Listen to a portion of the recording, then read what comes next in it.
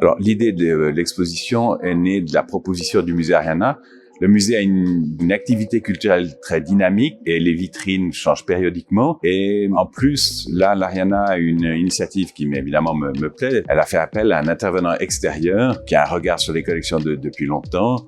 Et la direction m'a laissé carte blanche pour imaginer une exposition dans ces 12 vitrines. Les 12 vitrines sont contraignantes en ce sens qu'elles sont petites.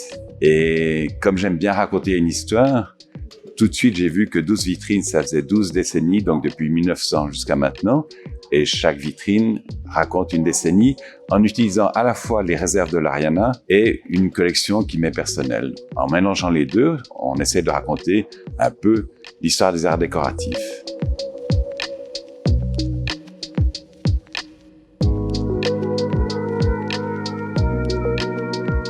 Le choix de la tasse, c'était mon idée pour deux raisons. D'abord parce que j'ai personnellement une collection de tasses et je savais qu'à l'Ariana, il y a aussi une très grande collection de tasses, donc on avait la matière pour faire une exposition.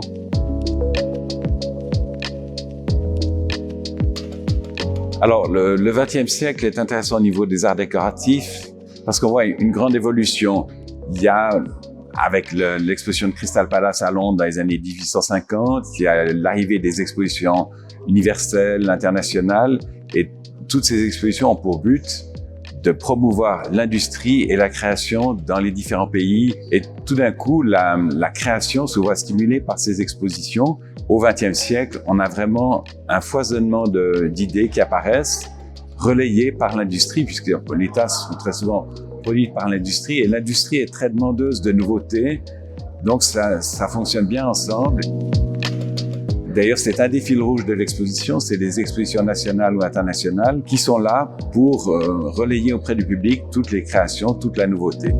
Alors, faire une sélection de pièces, faire une étude historique ensuite sur ce corpus, c'est le premier travail des commissaires d'exposition. Par la suite, il faut savoir présenter ces pièces de manière harmonieuse et agréable à l'œil, et là, c'est le travail d'un scénographe. Le travail de Patricia Abel a consisté à présenter des tasses et des soucoupes dans un espace d'exposition qu'il est parfois difficile de dompter. Il fallait trouver une solution pour qu'elle se distingue de la vitrine précédente ou de la vitrine suivante.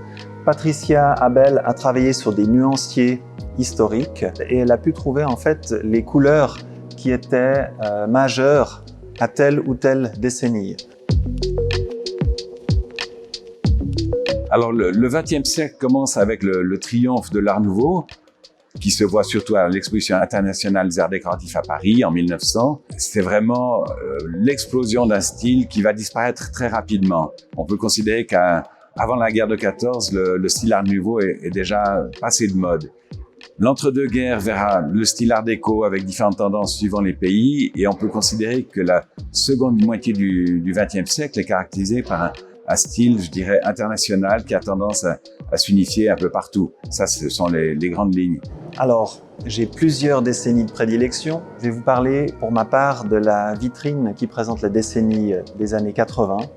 Tout simplement parce que j'ai grandi dans les années 80. Et c'est ça qui est intéressant dans cette exposition, c'est que je pense que les visiteurs de tout âge se retrouveront dans certaines décennies.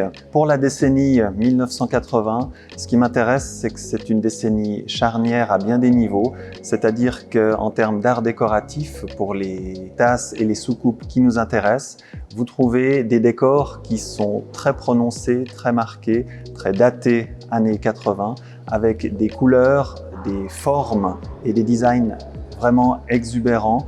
Et c'est une période qui a vraiment marqué la fin du XXe siècle. On n'a peut-être pas assez de recul, mais les années 90, les années 2000, les années 2010 ont moins d'identité, je trouve, que les années 80 ou que les années 70, qui étaient très colorées également, mais dans un genre très différent.